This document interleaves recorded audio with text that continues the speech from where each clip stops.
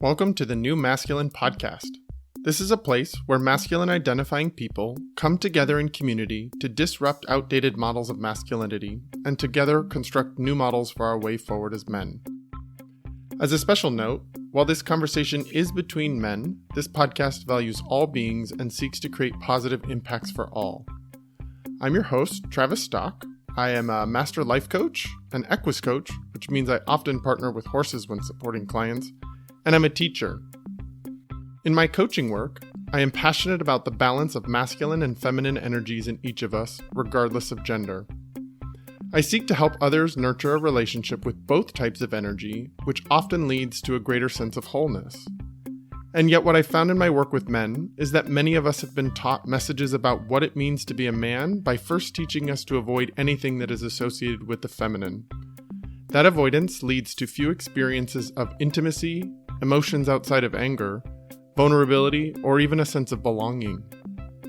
Striving to comply with these models of masculinity has many of us feeling isolated, ashamed, unworthy, afraid, angry, and depressed.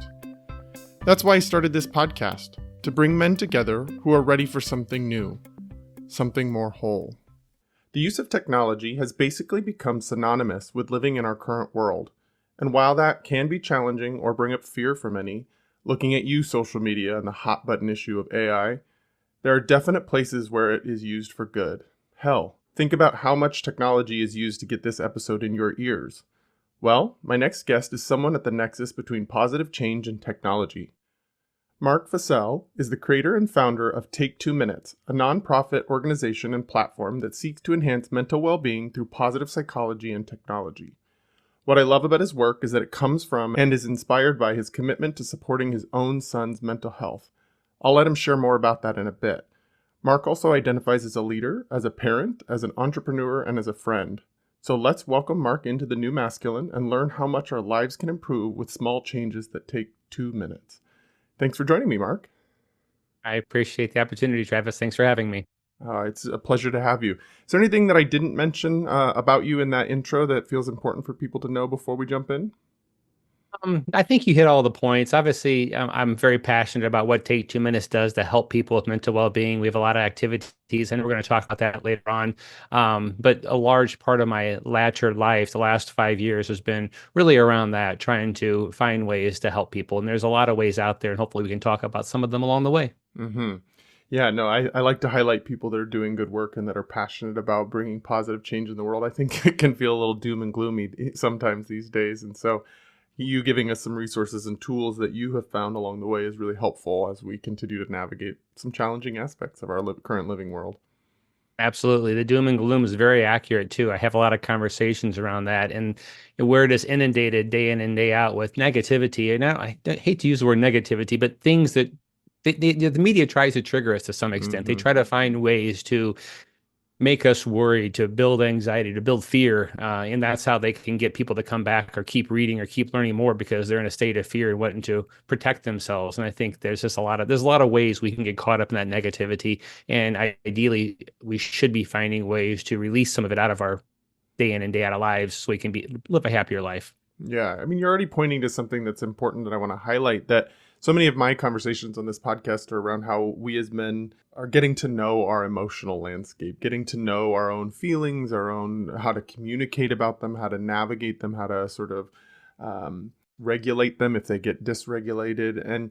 And what you're talking about how the media likes to play on emotion, I think it just points to how important it is for us as men to really, people in general, but this conversation's about men, but for us as men to really learn how to navigate our own emotions and to be aware of them and to be known when something's being triggered and what to do about it when it is. Because if our emotions are being played with to drive viewership and to drive attention to things, it behooves us to be sort of in control or in management of our own emotions so that we get to choose where we go with that.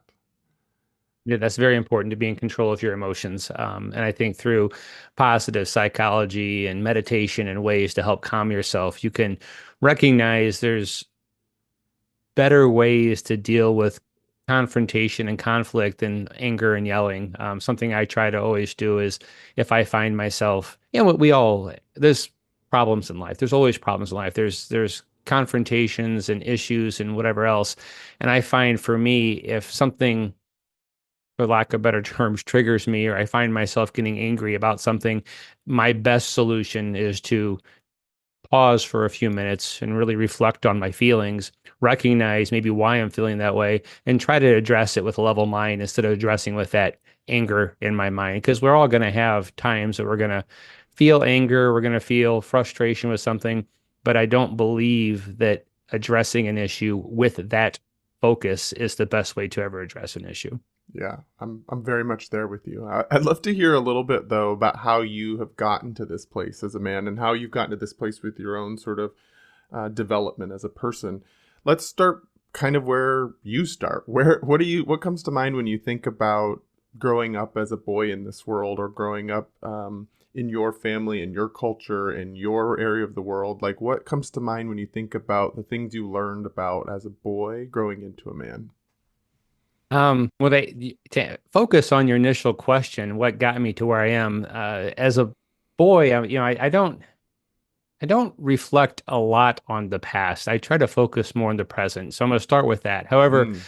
I do believe that I was raised by a single mother. My parents got a divorce when I was about 10, and my father did not play a big role in my life. So I was raised by a single mother. So I think that definitely had an impact on how I acted as a man, being raised by a single mother. Furthermore, my closest relative that I have, the person in my life where I'm probably the closest with as far as blood family, is my uncle, who I've mentioned to you is a gay person living Hmm. in the East Coast. So my biggest influences in my life were a mother and a gay uncle. And that just basically I think what I took away from that is maybe not how to act the way a lot of boys are raised by their fathers to Mm. behave. Not to say either way is right or wrong. It just, I think, impacted me in that way. And then if we fast forward, though, focusing less on my childhood, I had an epiphany as I was raising my boys. I have two boys. One's now 27 and one's now 16. At some point about 5 years ago, I realized that for some reason I was raising them similarly to how I was raised by both my mother and my father, even though my father played a very little role. And that was through trying to control them. So basically trying to tell them what they were going to do with I don't know, use the word force. I never forced them, but it was trying to control them through if you don't do this, then type situations. Hmm. And that was, it led, if going back 5 years, pre-COVID, I would say, it led to my older son, as he was maturing, us having a little bit more friction between us because I was trying to control him and he was at an age where he was trying to be his own person, right? So if you have someone trying to be their own person and you have someone else trying to control how that person is going to be their own person, there's going to be conflict. And at some point in time, I recognized that I was trying to lead through control, similar to how I was raised. And I didn't want to continue doing that because I know I had a lot of stress growing up through that being raised through control. If you don't do this, then this is going to happen to you. And I shifted my parenting to be more of a friend at that point because, he was an adult. He was 20 something, let's even say. He's growing. He was able to make his own decisions. So my parenting changed to, if you want advice, I'm going to give you advice. You can still do whatever you want to do, and I'm not going to get mad at you. But here is what I recommend you doing. And that really helped our relationship because he does come to me all the time now. He comes to me for suggestions, for advice, everything. And he also knows I'm not going to use that if you don't do this, then type mentality. This is what I recommend you doing. I think this would be best for the situation. And then it's up to him to make his own choice of how he wants to do it. Mm. Yeah, I think you're speaking to a challenge that many parents probably navigate, which is how much guidance and sort of like clear direction should we give our children, and how much do we let them be their own person? And I love what you were talking about like sort of the developmental phases that your kids were going through, and the sort of control when someone is learning to be their own person, when someone is learning to individuate that is going through very normal developmental stages that will help them be a successful adult in this world, how often it triggers the parent or the adult in the room to move into that control place or the negative feedback loop where we're constantly correcting behavior rather than supporting behavior that we do really appreciate and enjoy and rewarding that. And so I think that is something that I hear from a lot of parents about, like, it's confusing, especially in those teenage years, how much direction to give and how much space to give to allow someone to be their own person. Yeah, and I think every parent needs to do what they think's best for their kids. So I would never tell someone else what to do besides give Mm-hmm. suggestions. Obviously, as a younger child, when they're in their early ages, there has to be a little bit more guidance than there are when they get a little older. But my suggestion or my thought, what's worked for me as my older son got to be in his 20s, was more of a friend slash someone who gives suggestions based on experience, but then lets him make his own decisions. You know what? It comes down to at a certain age, and again, you don't want this necessarily for 3, 4, 5, or 6-year-olds, but a certain age happens when they learn from mistakes. And if they Mm-hmm. learn better through their own mistakes. If you tell them what's right or wrong, and they're always doing what you tell them to do, they're not going to learn on their own why something's wrong. And so there comes a point, and what that point is, I'm not going to be the person who says that exact age. I don't know what that exact age is, but there comes a point where it's really good for them to have some failures, as long as that failure isn't like detrimental. It's good to have some failures so they learn on their own. Mm-hmm. Yeah, it's so interesting how many parents are trying their best to protect their kids and to help them avoid Yep. those failures and trying to control things so that they don't have to suffer or feel pain. And yet, how in the long run, how that undermines the growth that happens from failure, because failure is a part of life for all of us. You're right. You're so accurate on that. It's you want to protect your children. I want to protect my children. I don't want anything to happen to them. But I know me growing up as a Gen X generation, I guess. Mm-hmm. I spent a lot of time outside, a lot of time learning on my own, a lot of time with a lot of injuries. And Mm-hmm. you don't want your kids to go through that. But at the same time, that's also how I learned and got to where I am. So it's a tough tightrope to balance. Yeah, so tell me a little bit about more about your process with recognizing what you were repeating from your childhood in terms of parenting in that way that you were parented, and how you actually did that self-reflection so that you could try something new. But you hit the key words, and that's self-reflection. I believe that I have self-reflection on most situations, and not to say I dwell on things, but any situation that I find that maybe didn't go swimmingly, I think back of what could I have done differently to make that situation go better. We're all busy. We all have busy lives. The world's a busy place right now. And so for me, adding complications to a process takes more time quite often. If you can have a smooth transition or something goes smoothly, usually that's going to take less time. And it's not all about time, but to me, to some extent, it's about trying to optimize those communications so there is less friction. Even at times there's going to be friction, there's ways of creating possibly less friction and getting to the same endpoint. So what I'm getting at is it was self-reflection. It was when my older son and I weren't getting along, when we were having conflict, when there was a disruption of the family, it was me often reflecting what is going wrong here that could be done better.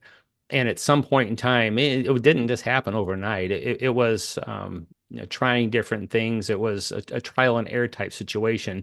And then there was one day, just this epiphany. It's like, wait a second, everything I'm doing like my parents did to me, that if you don't do this, then there's going to be consequences. And it was a self-reflection, realizing that me as a kid always hated there's going to be consequences, being at least being told that to me.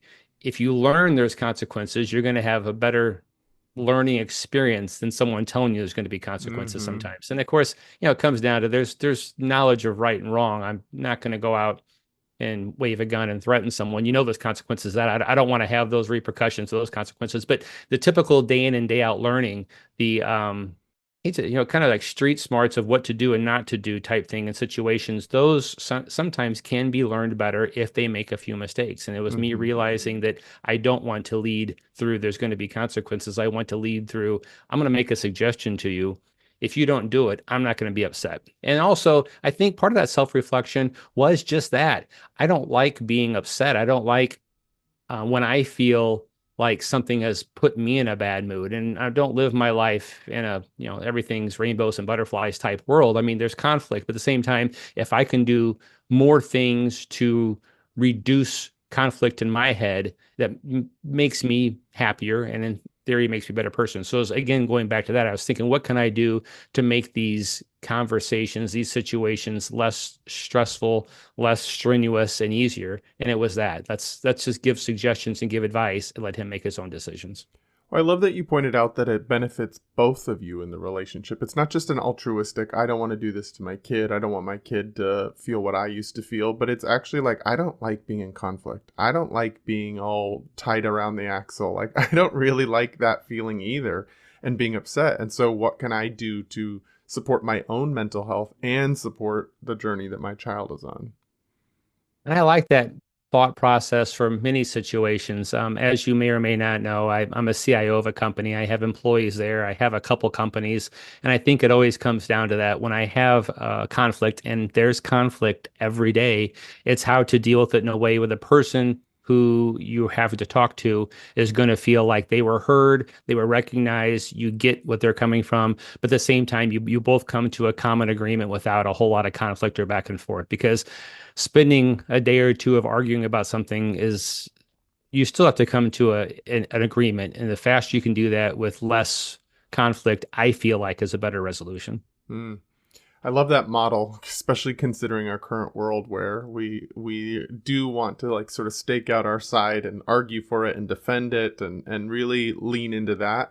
Yeah. Your focus is so much on the compromise, the resolution, the where we get to, even if we have different perspectives and different opinions or different experiences of something, that you're focusing in on where do we make a choice in this, and what's our choice together that we make. I really appreciate that because it's a bit of a lost art form in our current world right now. I would agree with that. I think it comes down to what I said a few minutes ago, and that is sometimes if you have a conflict, not reacting on your emotions or anger, but instead taking time to give a better answer or give some thought to it before you just react. And I found that if you respond 5 minutes later, 15 minutes later, or even 2 or 3 hours later, even a day later, it doesn't matter that much. And if you give it a little thought, you will quite often have a better response than your initial response. Beautiful.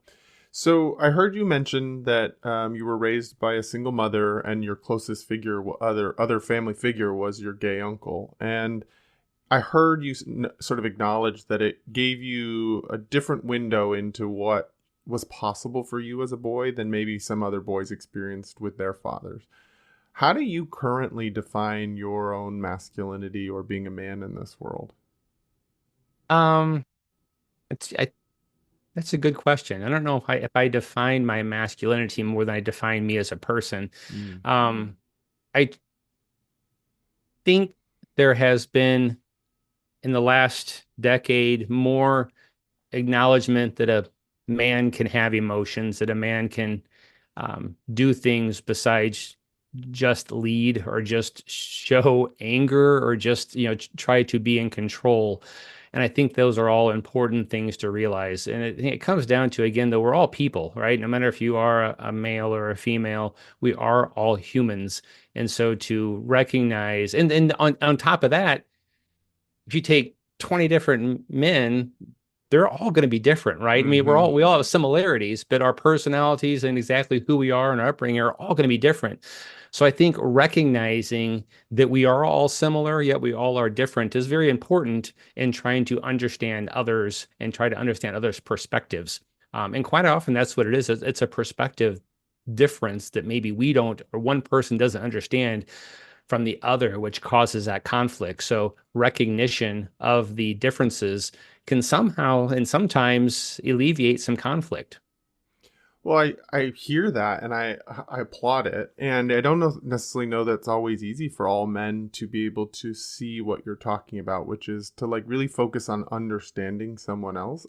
we as men are not really socialized to do that. And sounds like you were, but so many men haven't been socialized to think about others' perspectives, to put themselves in someone else's shoes. It's usually about, like, thinking about typical ways that boys are raised. It's about competition, it's about winning, it's about achievement, it's about doing things, and sometimes at the cost of other people. Sometimes other people are obstacles in the way to getting somewhere. And so I appreciate that you're highlighting the sort of importance of seeking to understand other people, and to understand that there are diverse perspectives and diverse ways of life, and diversity in, even within what we call manhood, that we're all really different. Even though there are some shared experiences and some similarities, we are all different, and that you can create space for all of that is something that I really want to highlight as a strength of yours, that there's an invitation in that for all of us, is like, how can we create more space for more rather than less, and limitations on what people can be. Right. I think it has some avenue or aspect of confidence in who you are, and not saying I'm an overly confident person. More so what I'm saying is you have to have comfort in recognizing or doing your, here it is, it's doing your best is what it does comes down to. So every situation I go into, I try to put my best foot forward. I try to do my best. I try to, if I'm given a task and I have accepted the task, even if it's a task I don't want to do, or I'm not good at, or I don't know about, if once I've accepted it, I'm going to do the best I can. And I go to sleep every night knowing I tried my best in all aspects. Now, that doesn't mean I'm making everybody happy, right? There's two different things there. You have to have happiness with yourself that you tried your best, and you really, really know in your heart you tried your best. It's one thing to half-heartedly say, "Oh, I tried my best at that."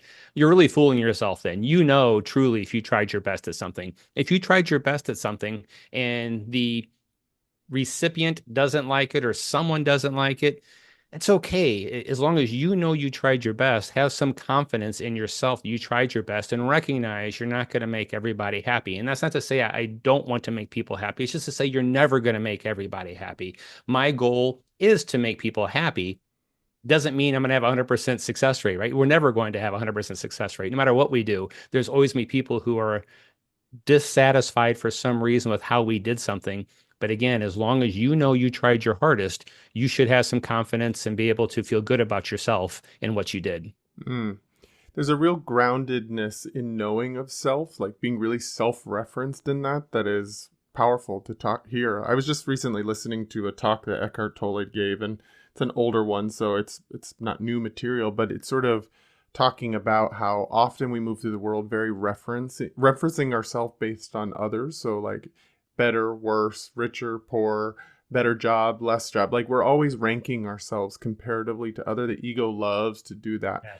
And Yes. how often are we really spending any time really being self-referenced by knowing who we really are, by knowing what our best is, by knowing the effort we put into something that has nothing to do with someone else's reaction, someone else's approval, someone else's permission that they've given us. And even myself as a person doing very conscious work and helping other people, I still see so many places where I can slip into the world and be very referenced based on everybody else in the world. Yeah, and you're very accurate. We do live in a time where we compare ourselves to others quite often. And I find myself occasionally doing it. Anyone's going to do it.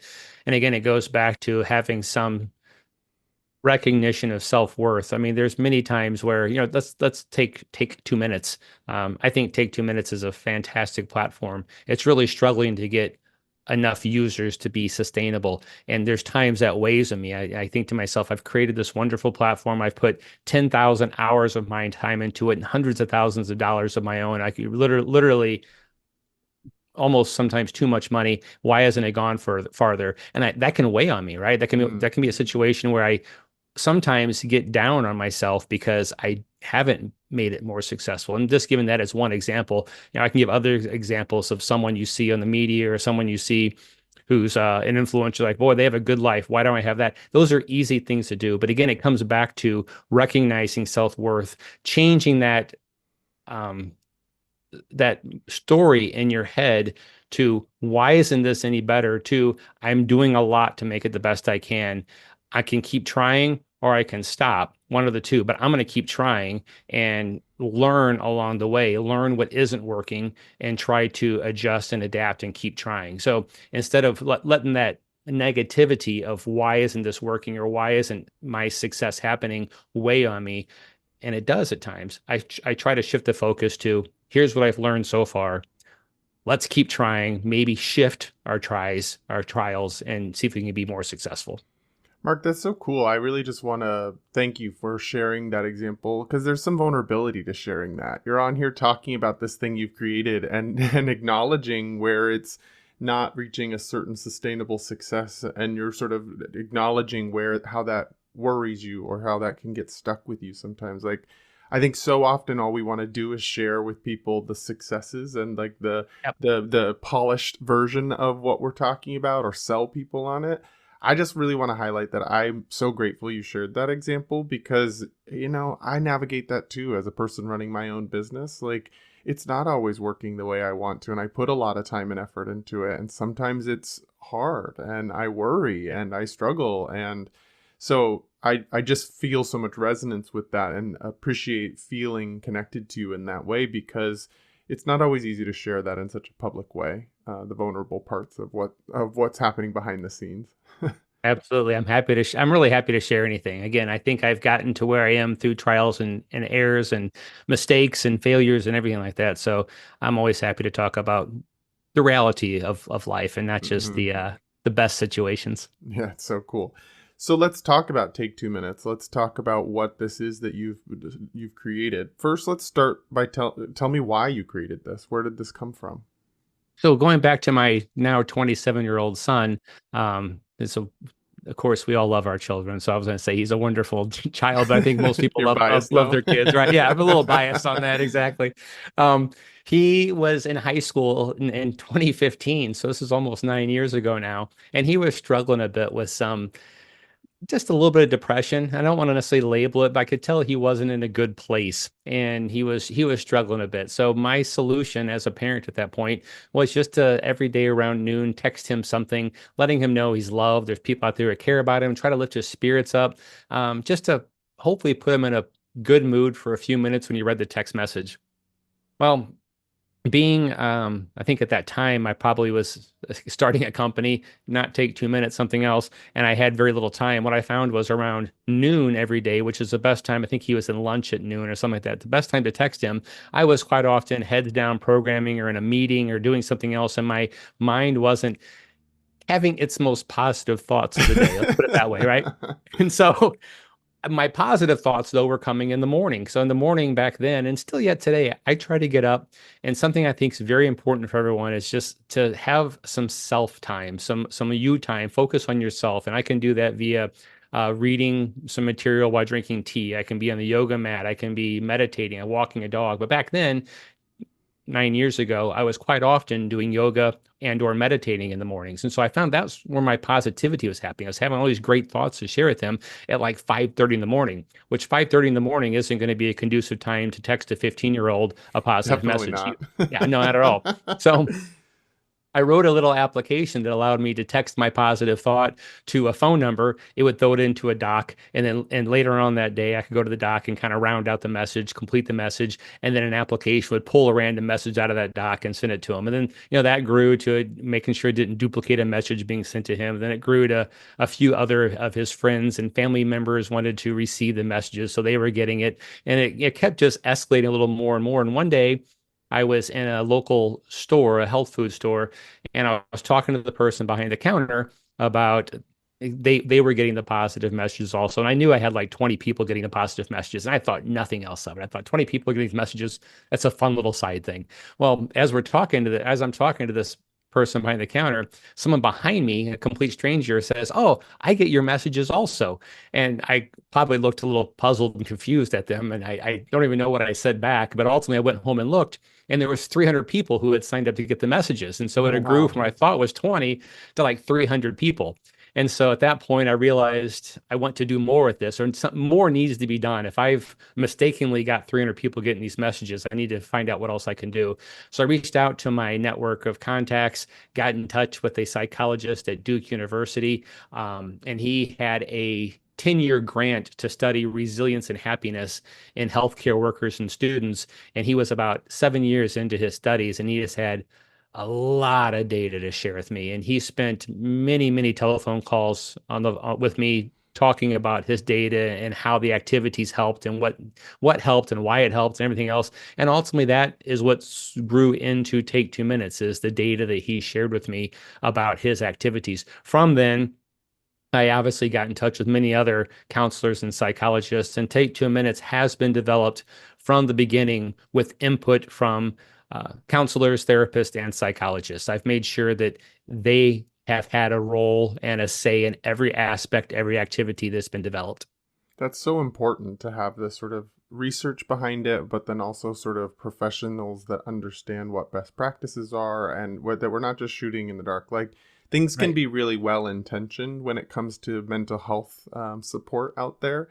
And yet, sometimes the most well intentioned things can actually do harm or can actually get in the way of someone's mental health or can be patronizing in some way. And so it can be, it's really, I'm so glad that you have sort of the foundation of ethics and research that are supporting the work that you're doing. Yeah, thank you. And even the positive messages, I mean, it still sends out positive messages, which is its beginnings from assisting my son, but it has, I should actually know this, but I think we have 8, 9, 10 different activities on and above just the positive messages.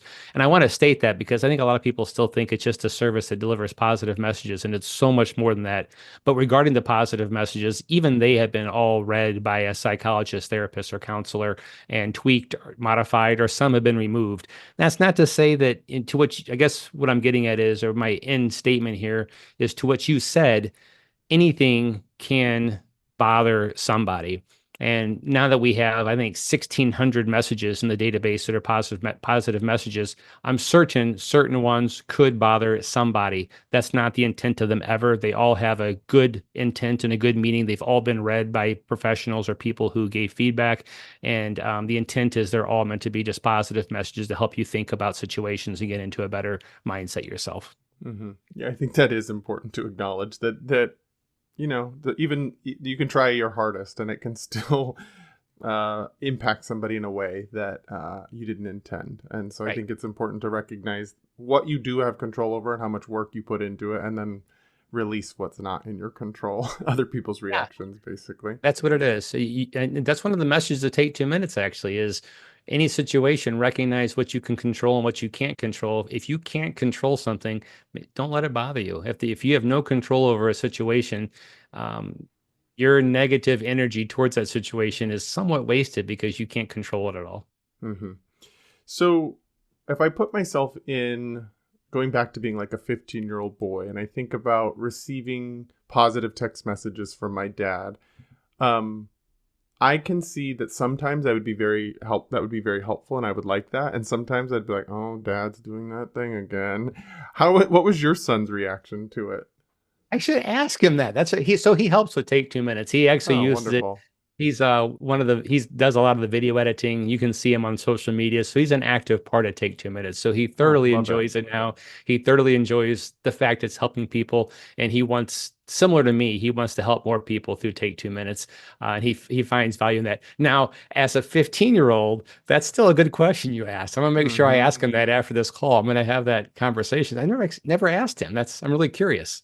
Well, clearly it had a positive enough impact on him that he wasn't rejecting it completely. Yeah. Because I was thinking about it that sometimes when I've been in my depressed cycles or in a low place, and if someone shares something positive with me, it can feel a little thin or it can feel a little fake. What do you think about that in terms of sharing positiveness when someone's in a struggling place? So I love this conversation because it's been asked in a few different ways to me, and that is, when you're talking about positive psychology, it's some people believe there's the concern of false positives, where you're being falsely positive or just acting positive and not truly being in a positive state. That's not at all what Take 2 Minutes aims to accomplish, or what positive psychology is about. Life, as we talked about earlier, has ebbs and flows. You're going to have grief. You're going to have heartache. You're going to have frustration. You're going to have anger. You're going to have all the emotions. There's a reason why I don't know, there's a ridiculous number of emotions, 200 different recognized emotions. There's more than 200. There's a lot of recognized emotions, but we should feel all of them at some point in time, right?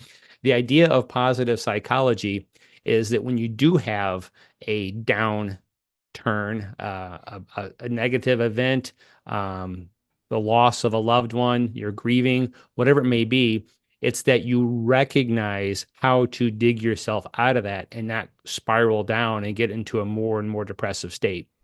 And what that means is, again, we're going to have ebbs and flows. You're going to have downturns. You're going to have time where you are depressed a little bit or you feel negative, and that's okay. The goal is not to be 100% positive. The goal is to recognize those times, acknowledge them, let yourself live through them. So, you mean a grieving of a lost loved one, that might take you weeks to get past. That's okay. It's not that you should jump right up and say and be happy the next day, because you're probably more manic at that point in time than you really are positive if that happens. The point is, with positive psychology, it's recognizing how to dig yourself out of that negativity or depression when you are ready to do so, and not continue to go down the hole further and further and further and not be able to get out of it at all. Yeah, it sounds like timing's really important because I think about like if I'm in the middle of grief over the loss of someone, if someone just tells me like you should just be grateful for the time that you had together, I'm like, oh, you better go get Right. out of my face right now, Right. because Yeah. there is sort of in some circles I've heard it called like spiritually bypassing, choosing something that's a better thought supposedly, but isn't actually owning what's really there for you. And it's sort of trying to bypass through the challenges of the grief or the bypass through the loss that you're experiencing at the moment. And so I appreciate that you're saying it's about the timing, and it's like, let yourself be in it, acknowledge it, go through it. And as you're ready, here are the ways that you know how to pull yourself out. Yeah, a little story that I share with. I have a really good friend whose name is Paul, and I'm sure he'll listen to this because he tries to catch all these things. And I Hey, love Paul. Paul. Yeah, he's a great person, and he and I both talk about this together sometimes because we both experience it.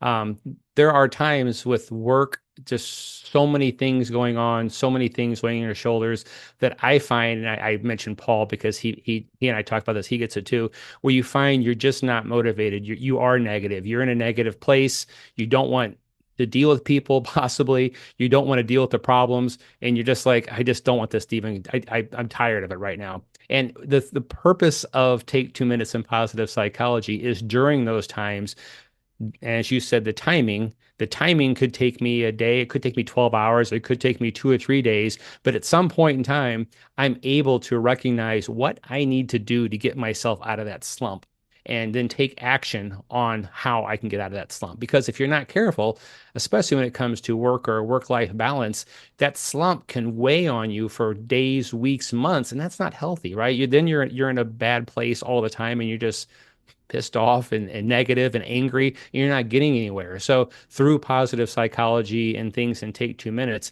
it's recognition of you being in that state. And again, it's okay to be in that state. Life is going to throw things at you, but recognition at some point in time when you're ready to get out of it and have the ability and the tools to get out of it on your own. Yeah, I really resonate with that, because I'm not always positive in my life either. Sometimes I'm over it. Sometimes I'm out of positive thinking. Right. Sometimes I'm out of F's to give. Sometimes I'm pissed off, and like sometimes I think that many times we can get into like a little bit of perfectionism around I should never feel a challenging emotion. I should never feel this negativity in my life. If I was a better person, I wouldn't have this anger or this resentment or this challenge that I'm navigating. And yet we all go through it. We all feel it. It's actually a very human thing. And to accept that, I think I'm glad that's an important aspect of what you're talking about, and that it's not just positivity for positivity's sake, that it Right. still allows human life and challenge to exist as well. Exactly. I completely agree. One of the things I was thinking about as I was preparing for our conversation today and reflecting on was the cultural conversation around parenting that's going on right now. And sort of, I think that with, we're seeing it a lot with like Gen Z and younger, of like I've heard a lot of conversation in the media around parenting and how it's become soft and it isn't preparing kids for the world. And having had a child that navigated some mental health concerns, why did you choose to buoy him with positivity versus hardening him up and getting him more like resilient through um, making him man up in those situations? Right. So, like, as I said, I have two kids. One's a millennial and one's more of a Gen Z. Mm-hmm. And they're both very different. And I think the Gen Z is possibly even softer than the millennial of the two kids I have. And I almost hate to say that, but ultimately, there's a discussion I had around this just recently, and the way I answered it, I still think this is a good answer. And this goes back to me reflecting on things. This is something I reflected on already once, and not saying that I know everything or again my answers are right. I learn as I go, but I don't think we know if the results of the softer generation yet, meaning that I don't think we know if it's going to be a bad thing. It may be a better thing. We don't actually know yet, right? So if you take every generation in history, our grandparents walked uphill both ways in the snow to school, and I didn't do that. I had a flatland to walk on and that kind of stuff. Uh-huh. So my point being is every generation looks at the upcoming generations as being softer. And that's probably the case. That's probably true to some extent, right? But is that a bad thing? I don't know if it's a bad thing. I don't know if any of us know. We can make assumptions around if it's a bad thing, but I would look at it as I feel like my youngest son, the Gen Z, he cares a lot. And when I like that. I think the fact that he does care a lot and he has emotions and he has feelings, I think that's okay. I think it's pretty cool that he has that level of recognition. And not saying my millennial, my 27-year-old doesn't have emotions. He has emotions too. I just possibly see more of a touchy-feely person with my younger son than I do my older son. And I think that's good. Um, should I raise him harder? Yeah, I mean, I try to still make him learn things. So again, there's still ways of making a child learn through his mistakes without having to create a hard shell. And what I'm saying is not right for everybody. I'm not trying to say that everybody should do what I do. And I'll preface that because, again, we all have the right to raise our kids the way we want to raise our kids to some degree. I'm just saying that I think the idea of a softer generation may not be a bad thing. Maybe it will be. We don't know though until it actually happens. We can only speculate right now. And I'm a big proponent of not spending too much time on speculation because it is just that you're speculating. You don't actually know. It's so true. We live in such a world where everybody's speculating and everybody's Yes. coming up with what's good, what's bad. It's a really interesting perspective to take, that to just acknowledge that that generations may be softer, and to also take the negative connotation out of that. We don't know, the assumption that that's a negative thing, that softer Right. means a struggle. We don't know what that's going to lead to. I think you can argue. I hear people arguing, at least, that the softer generations are feeling more anxious, more depressed, more struggling in this world.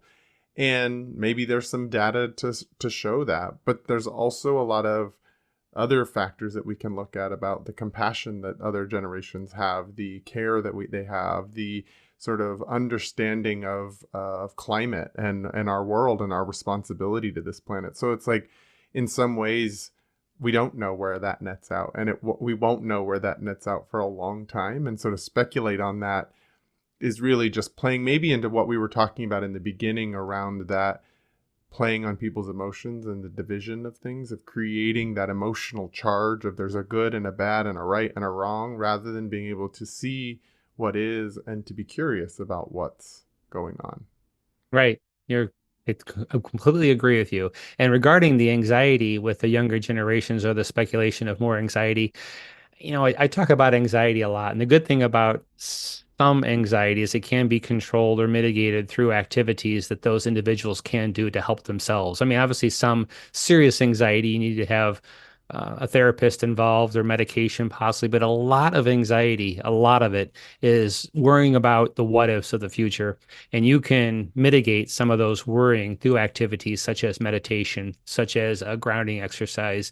Um, it really comes down to bringing your perspective or focus into the present and not worrying about the future. So I don't want to speak again for everyone. I know I've had anxiety, especially after COVID. I went through some times where I Mm. just was having ridiculous anxiety, and I'd never had anxiety my life in the past. It was almost ironic that I started a service to help people with anxiety, and I started getting anxiety shortly after starting the service. Uh-huh. And I found that a little bit ironic and fascinating.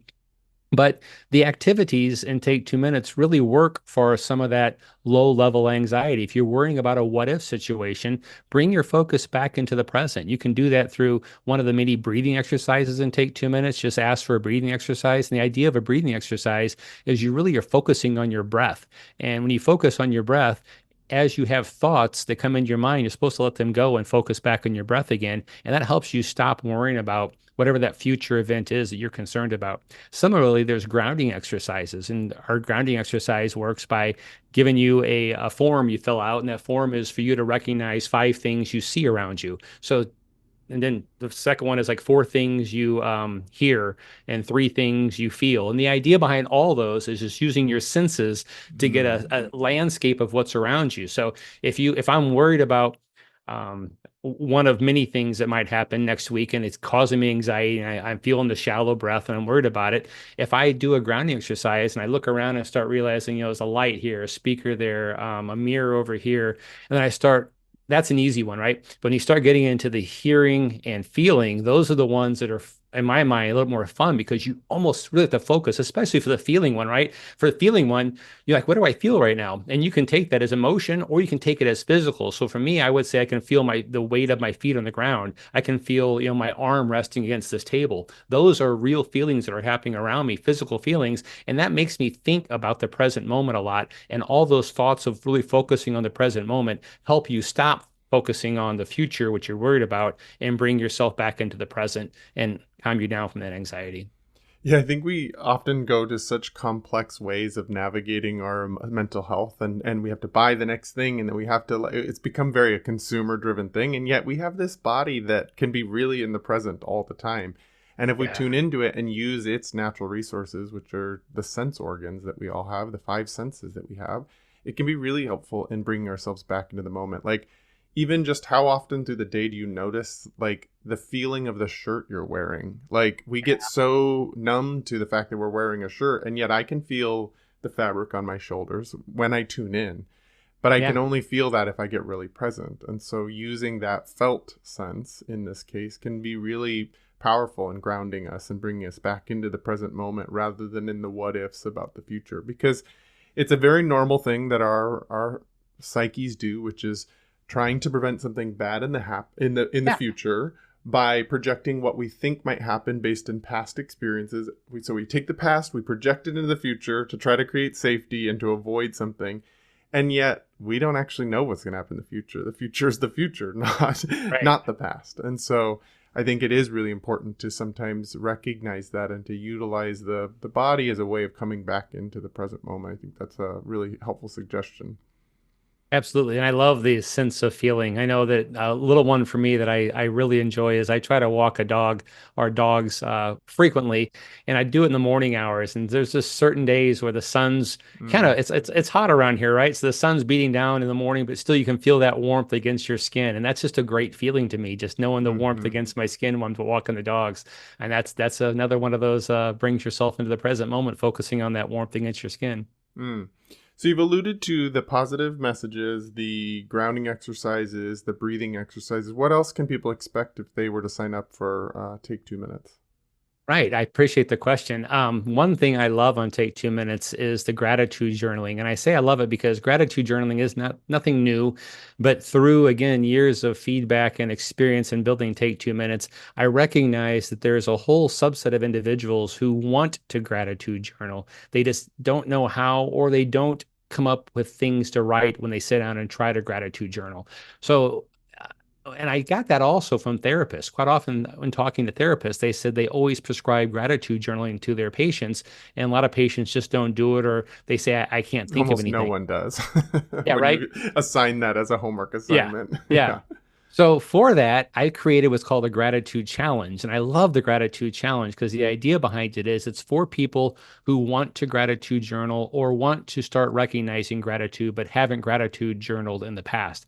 What it does is it replaces your daily positive message with a prompt of something for which you should be grateful and asks you why you are grateful for that. What it does is if you do it for 10 to 20 days, let's say 15 is a sweet spot, it gets you into the habit of recognizing gratitude. And what I found through my research, and this is my research and Take 2 minutes with complete strangers using the system, is people who don't gratitude journal after about 15 days of the gratitude challenge, they come back and they go, I'm just recognizing things which I'm grateful for naturally every day on my own now. And they love that. And so the gratitude challenge, like I'll give you an example of one. One of the prompts is going back to my conversation about the sun. One of the prompts is the sun provides warmth and light to our planet. Think of a reason why you like the sun. And that gives someone the opportunity to focus on one thing, become more of an editor than an author. Gratitude journaling is an authoring exercise, right? You got to sit down and author something. This is more of an editor exercise where it's giving you something to write about. You just got to edit the prompt on why you are grateful for it now. So you sit and think about why you're grateful for the sun. You write down your answer. You're done for the day. Next day, you're given another one. There's 160 or so different prompts in the system. So in your 14, 20-day challenge, you're never going to get a duplicate. You're going to get different ones if you try it again. But the goal is after those 15 days, or even after like 10 days, you recognize all of a sudden when you're walking around, you start recognizing gratitude towards things naturally because you've primed your mind to start thinking about things you're grateful for because of the gratitude challenge. So that was a long introduction to gratitude challenge, but that's an activity I absolutely love. Outside of breathing exercises, the gratitude challenge, there's gratitude journaling. There is sleep audio. So there's 8 proven methodologies to help people fall asleep. We have those all built in to Take 2 minutes. They're kind of broken into a few of them are more breathing focused and a few of them are visualization focused. But all of our sleep activities have a backing track. So you can, do the activity with like ocean waves in the background or a stream running water in the background. You can choose your background audio you want, and you can just follow along. The voice fades out after about 2.5 minutes. You continue the activities in your head with that background music or sound running, and you can fall asleep. We have meditations. We've got a lot of meditations. We have daily meditations, which you just get a different one every day. We have on-demand meditations, and we actually have a whole subset of anxiety-focused meditations. So if you're having anxiety, you can text back to the system, I have anxiety, and you'll get an anxiety meditation sent back to you instantly as well. And that helps you calm down from an anxiety situation.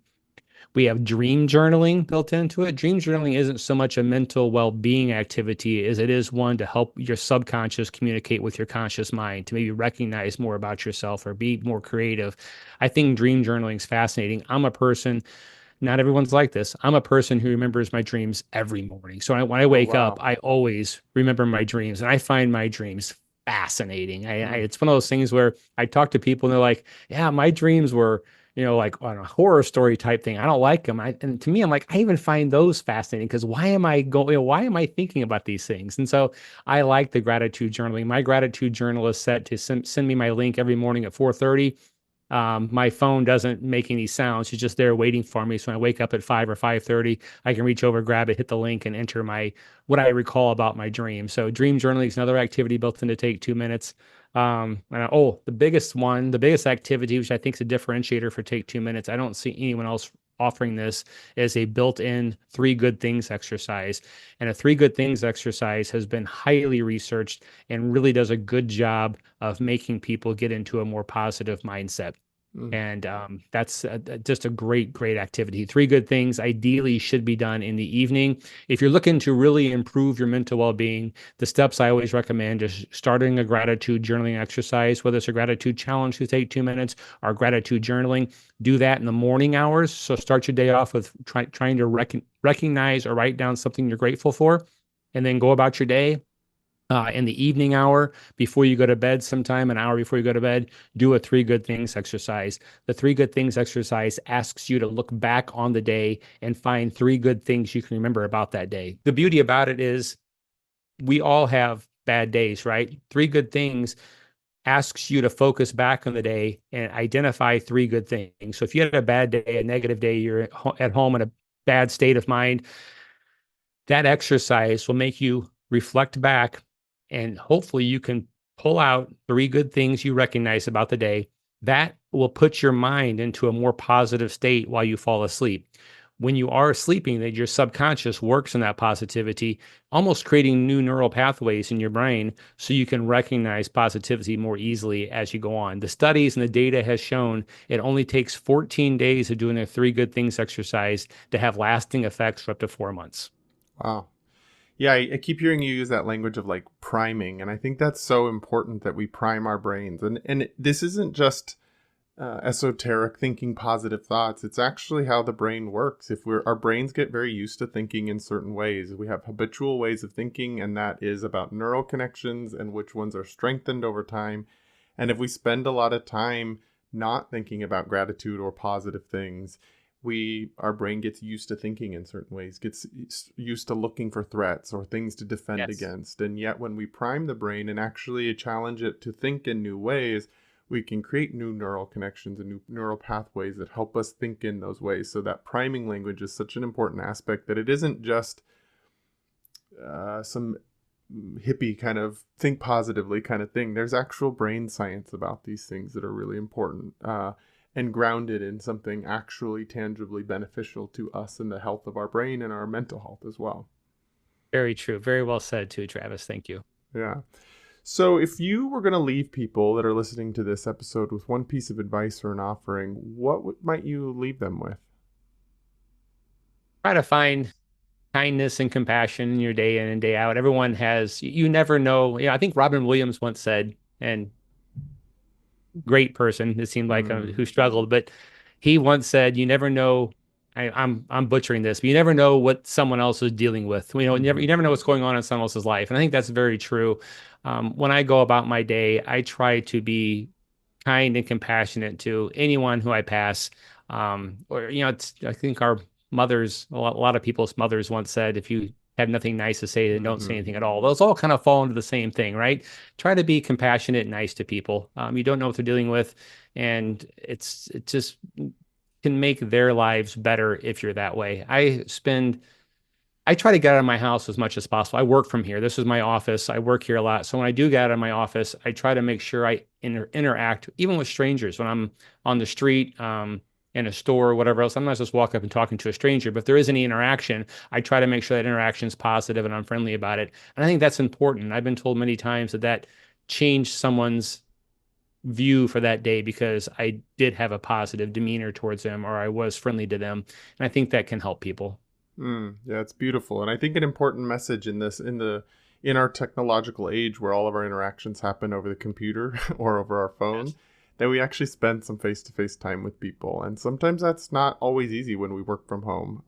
And yet going out and just interacting with people and sharing just basic kindness with each other, I think is an important human nutrient that we are kind of losing as we keep moving into technology. So thanks for sharing that. I've had such a great time learning about Take 2 Minutes, about hearing your own story, about why you created this. I really appreciate that this comes from your identity as a father, and that this comes from living your own life and supporting someone in your life, and then allowing that to expand from there. I think that's such a powerful place of creation when it means something that much to us. So thank you for sharing so much about this. I think there's so many beneficial and positive things about the organization and platform that you've created. So thanks for sharing that. If people wanted to find it, how do they find you and your work in the world? Right. So take2minutes.org is the website. Just take the number 2minutes.org. And on the website, you can find links to all of our social media, but pretty consistently, whether it's on Facebook or Instagram or YouTube, our handle is Take2Min. So MIN, Take2MIN is our handle on most social media platforms. You can find us that way as well. And my LinkedIn profile, I'm pretty certain, even has my email address. You're welcome to reach out and say hello or ask questions. Okay, great. I'll make sure that's all in the show notes so people can easily find that. Thank you so much, Marc, for sharing yourself and the organization you've created with us here on The New Masculine. I appreciate the time. It was a great conversation. Thank you. If people want to get in contact with me, you can go to my website at travisstock.com. You can follow me on Instagram at Travers03. That's where a lot of the ongoing conversations of this podcast are going on. So if you have questions or thoughts that come up from this episode, please find me there. And if you're enjoying the mission of this podcast and want to become a supporter, you can go to patreon.com/thenewmasculine to contribute. Thanks again, Marc, for your time and for your conversation and all the work that you're doing in the world. And until our next episode.